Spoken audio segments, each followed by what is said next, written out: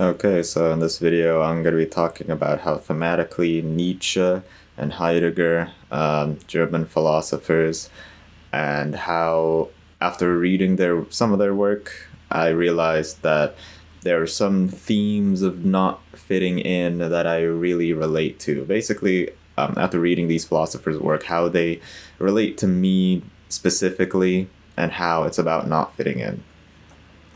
So first off, I didn't read, most of their. I honestly just read one book of theirs.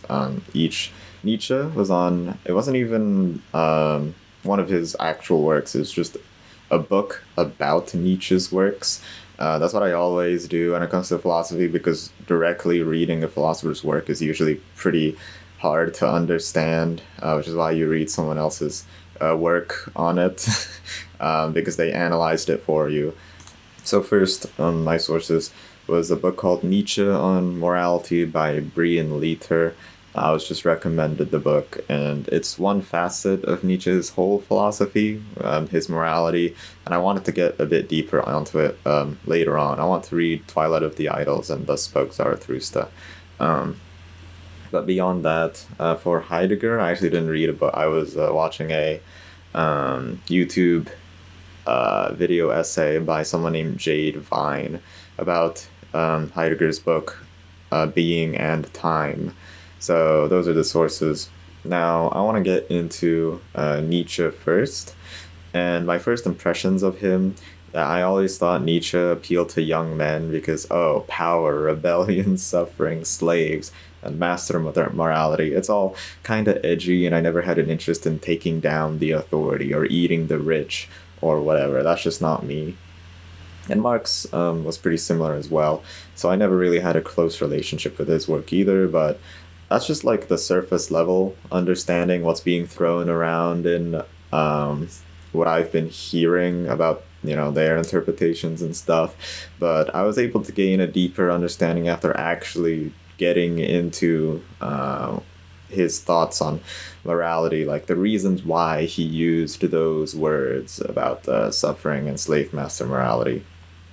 And before I even get into his work, I want to talk a bit more about why other people find Nietzsche appealing and how it can be misinterpreted, but also why my interpretation is correct, because I'm better than all of you. I wrote in parentheses sarcasm in the script, but I mean it like probably like 50, it's 50% true. Anyways, Nietzsche, and I think, had like a mental breakdown and lived with his anti-Semitic sister. That doesn't help. That neo-Nazis and other schools of thought, like Manu from Indian doctrine, they take advantage of Nietzsche's philosophy to further their own agenda. So to get deeper about this, Nazis, I don't know much about them, and I don't really want to, but I do know they're into the genocide of people they don't like and being the master race of humanity. Nietzsche has a history with them, and his philosophy has been misapplied by them. So, what exactly about Nietzsche's philosophy appeals to them? I'm going to be assuming here, but from what I've read, Nietzsche speaks of higher men. They think themselves, Nazis think of themselves as these higher men. He also talks of taking down systems of morality built up throughout history that limit the actions of higher men, which is basically the Nazis' excuse to commit genocide. So, hey, killing is bad, everyone says, but this smart guy named Nietzsche says the morals in society are wrong, so we can do whatever we want. He does, do the thing I said. He does say higher men exist and that the current morality system limits these men, but I don't think when Nazi from Nietzsche was writing the genealogy of morality, he was talking about Nazis. I don't think so. So Nietzsche is appealing by giving this philosophy that promotes their beliefs but misappropriates it because they think the philosophy is about them, but it isn't. Well, who is it about then? It's about me. Is what I'm trying to prove in this video. But look, I won't say it like that. I will say why Nietzsche appeals to me. So what he does in his book is that he's trying to reevaluate the values of morality, or specifically what he calls morality pejorative sense, abbreviated to MPS, in his genealogy of morals, which was done with the purpose of allowing higher men to thrive, because MPS limits these higher men, as I've mentioned before about the Nazis. But MPS from slave morality, with values such as happiness, humility, altruism, those all emphasize weakness, while higher men grow through necessary suffering. That's why, one of his quotes, God is dead, which implies that God created these morals, stuff like that. And that phrase is basically just rhetoric to make you believe that the former system, God who created these morals, is dead now. He has proven otherwise. And I just cannot stop myself but read one of my favorite Nietzsche quotes, and this is about happiness being the moral norm, because you see everyone saying, okay, happiness is the main goal in life. Nietzsche says no. Nietzsche says, are we not, with this tremendous objective of obliterating all the sharp edges of life, well on the way to turning mankind into sand? Sand. Small, soft, round, unending sand. Is that your ideal, you heralds of sympathetic affections? Which I just find hilarious. It's really funny because it's turning everyone's expectations on their heads. What's good is bad, and what's bad is good. Happiness is not the main goal in life anymore. So what is it? Well, it's the opposite of happiness. It's suffering, he thinks. Through suffering, you gain the true and proper meaning of life. And I'm a guy who has went through a lot of suffering. And I see many people around me being very happy and jovial. And the people who I see around me that are suffering feel terrible about themselves for not being happy. And I think that those people who are suffering should stay suffering and just wallow in it. Again, you'll find a true meaning in life. I think I'm not going to really explain how you can find meaning in life through suffering in this video. But it is just an interesting idea that, good is bad, bad is good. God's dead. Now let's talk a bit more about these higher men. As I've explained before, the current system of morality makes these higher men think that they are doing the wrong thing, basically. That if they don't follow the current system of morality, they're doing something wrong, even though that's not true whatsoever. And great men in the past have certain characteristics that are in conflict with the current morality system of happiness, humility, and altruism, as I've said before. Usually they are very selfish, and I'll go through what these characteristics are and how I relate to them. I don't think Nietzsche gave like a definite list of what these characteristics are of higher men in any of his works, but the book that I read did, and I'm gonna go through it now. So this is the part of the book where I realized, oh my god, I'm actually gonna completely love Nietzsche, because I slowly realized, damn, he is exactly describing me. So I wrote in my notes, nothing has been more humbling than reading Nietzsche explain the traits of higher men and realizing they all fit me. So first, the higher type is solitary and deals with others only instrumentally. I'm actually writing a very psychopathic character who is quite lonely, but manipulates others and is completely Machiavellian in the way that this character treats other people. This person that I am writing only sees other people as instruments, as tools for the sake of their own goals. And as I said, I'm writing this character. I am expressing the desire um, to put myself into that character's shoes, but I don't do it in real life, although I am doing it through fiction. Second, the higher type seeks burdens and responsibilities as he is driven towards the completion of a unifying project. That's what I'm doing this entire summer. I told myself that I'm gonna finish a project, an art project.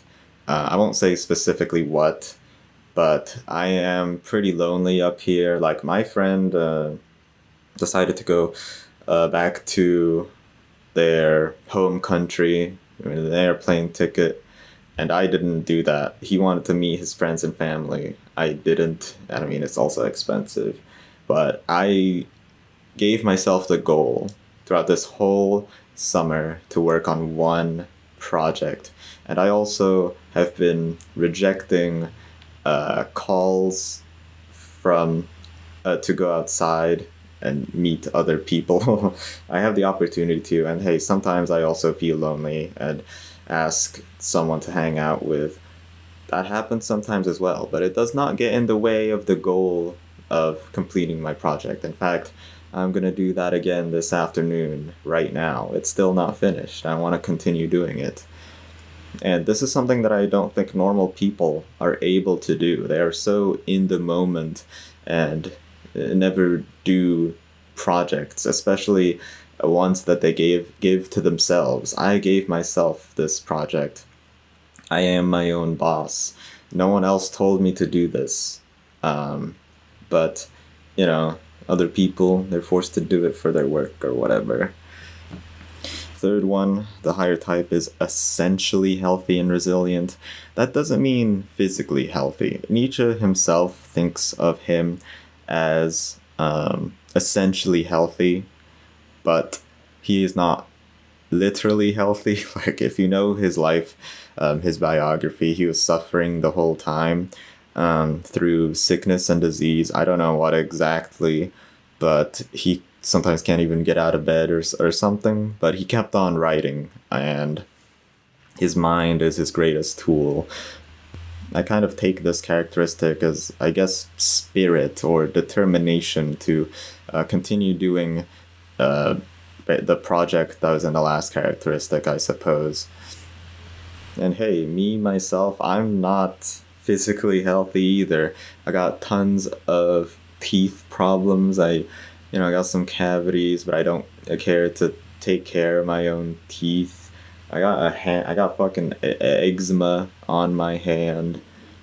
I don't go outside much. I don't exercise. I don't care to. But I would call myself essentially healthy.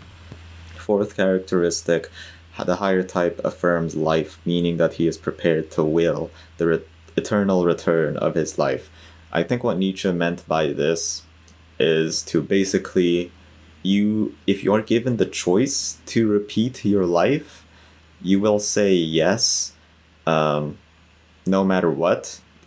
And even if there was suffering in your life, you will still agree to repeat your life.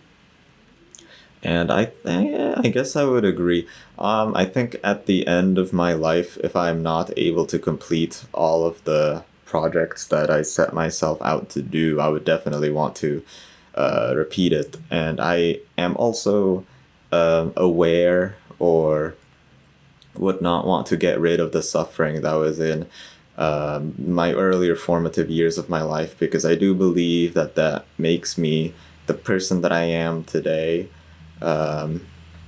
This characteristic is basically kind of like an acceptance of suffering and realizing its value.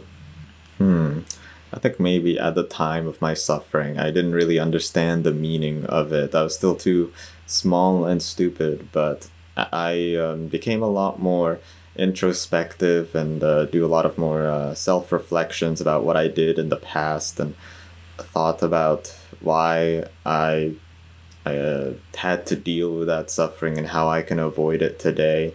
I think I really did grow out of it and made me realize the value of also, you know, regular MPS stuff because you can gain happiness from suffering. And I still value happiness. I want to be happy. Even after reading that Nietzsche says happiness is bad.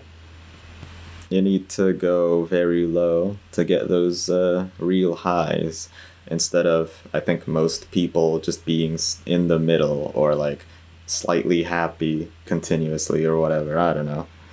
Lastly, the higher man has a distinctive bearing towards others and especially towards himself. He has self reverence. This basically means the higher man is incredibly egotistical, very sure of his own ideas, and I think everyone around me kind of thinks I'm just like wasting time by doing this art project. They do not see the value in it, but of course I do. And you need to be incredibly mentally resilient to not listen to those people, because I remember when I was surrounded by, well, my family and my parents, my relatives, who wanted me to not do something. Like, everyone around me was saying the same thing. This is a bad decision, don't do it. And I'm not going to give you all the information for you to be able to judge for yourself whether or not it was a bad decision. But I was incredibly resilient and I wanted to keep on doing it.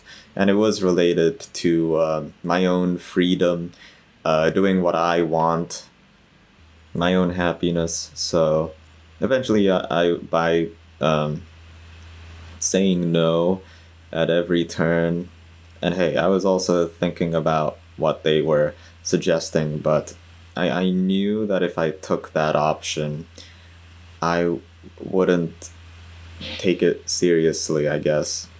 It wouldn't be true to myself, and I would regret it for years. So that's also happening right now for my art projects that people, don't think it's very worth it. But I want to keep doing it because I think eventually, if I find the right audience, people will absolutely see the value in that work. And it's a bit egotistical. I'm being egotistical right now. You don't know what I am making, and I'm sure you doubt what it is, but all you have to know is that I'm incredibly sure of it, and I want it finished and eventually be shared around. Okay, so that was just a quick dive into exploring the characteristics of higher men and how I relate to them. Hey, as I said, I can't prove I'm an artistic genius yet. Oh, right. Actually, there's one more quote that I wanted to mention. So the characteristics of higher men, they're precisely those that lend themselves to artistic and creative work, a penchant for solitude, an absolute devotion to one's tasks, an indifference to external opinion, a fundamental certainty about oneself and one's values that often strikes others as hubris. All these are traits we find again and again in artistic geniuses. So there you go. Enough inflating my ego. Here's the thing, it doesn't need to be inflated. It's already up there. Like, whatever. There's like some people that inflate their ego because they're actually very insecure. I'm not insecure whatsoever. I already think I'm on top of the world. And yeah, I would say my main trouble is just trying to prove it. Anyways, let's talk about Heidegger. After like 20 minutes, I did not expect this video to be that long. Okay, so just a quick note on Heidegger. I only got a paragraph about his written on here, or two. I was reading his philosophy as well, so to very quickly summarize it, from my understanding, his work, Being and Time, tries to answer the main question, what is being? What does it mean to exist? he chose one subject to focus on, which is the human being. He calls the Dasein. He doesn't just call them men or human beings. He defines them as Dasein. So because it's a slightly different meaning. It's a different meaning. And Dasein have two modes of being, an authentic and inauthentic self. The inauthentic self gives themselves up into the they, the will of everyone else around them. It's a bit of a vague definition of who the they are.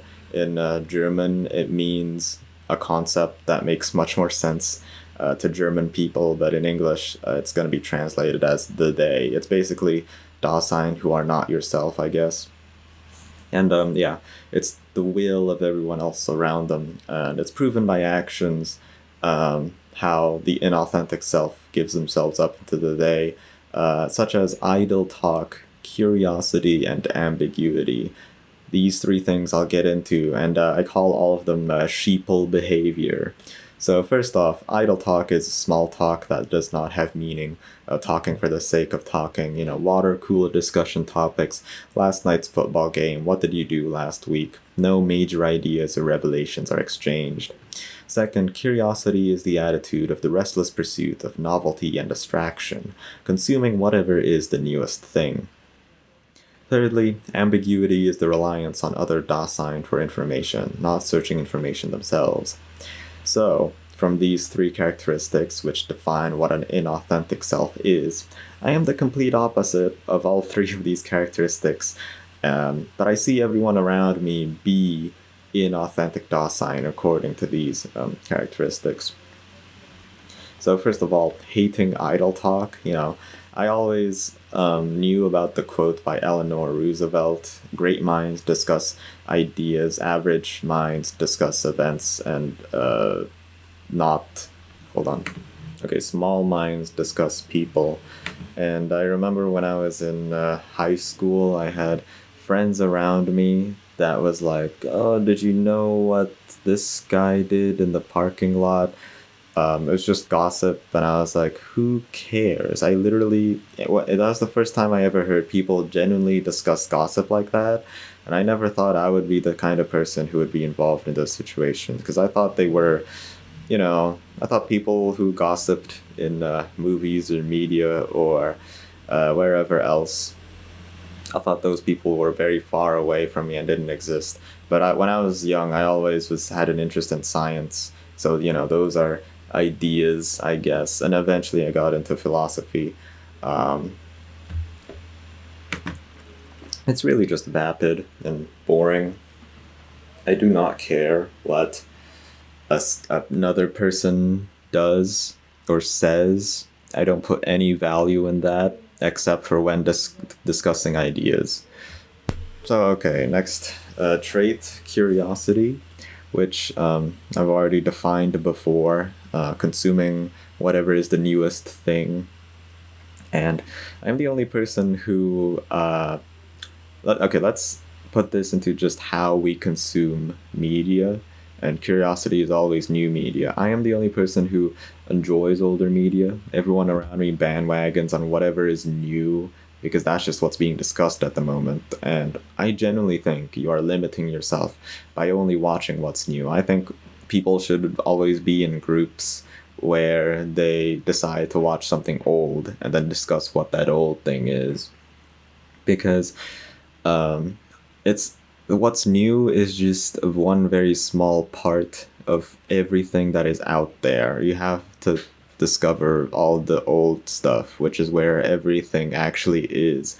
Sure, some of it's bad, but a lot of it's good, which is worth watching for sure. And I understand the kind of thought that's just like, oh, all the newest stuff that's based off all the old stuff, and it's gonna be a newer, better version of that old stuff. But that's not guaranteed, and it also, you can gain an appreciation of the new media by having knowledge of the old media. Techniques that got improved and how realizing how far we have come. I think that's also beautiful. I'm the only guy who watches old stuff. I don't know anyone else who bothers watching that stuff. I pretty much exclusively only watch, old anime. Uh, I have a letterboxed account. I watch movies from the 1960s and I don't care. I practically never go to the cinema. Okay, thirdly, for ambiguity, which is about relying on other people for information. I generally don't rely on others for information, at least as much as others do. I am very independent and always question what others say instead of blindly trusting them. And the proof that I have for this is I had an argument with a conservative recently about abortion, and he kept going on and on about watching some abortion gore video and body horror while I staunchly defended my position of being pro choice while not even doing much research. I just kept repeating that the point that the pain and blissful death of abortion is not comparable to being born into an abusive household or from rape, because that pain that you experience, that will be for your entire life and not just one moment. I feel like these conservatives see these gore videos and how bad it is to kill a life, because the value of a life is not something that's measurable. And at that point, I mean, you can say, oh, then it's infinite, oh, you shouldn't kill a life. No, but like, it's not practical. Being anti-abortion means that you are kind of like replacing the pain of abortion with the pain of life. And hey, it's not like, sure, it's not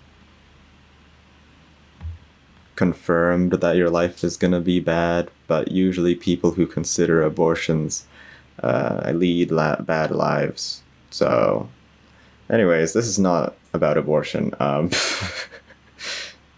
But about ambiguity, I was able to track down the video that he watched, the abortion gore, and it was literally anti-abortion propaganda by pro-lifers. So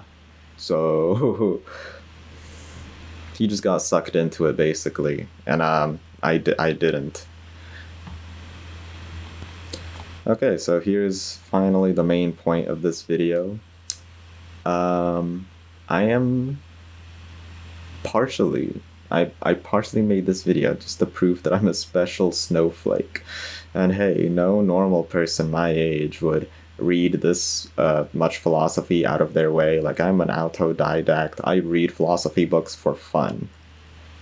Only pretentious people my age would read philosophy books, I guess.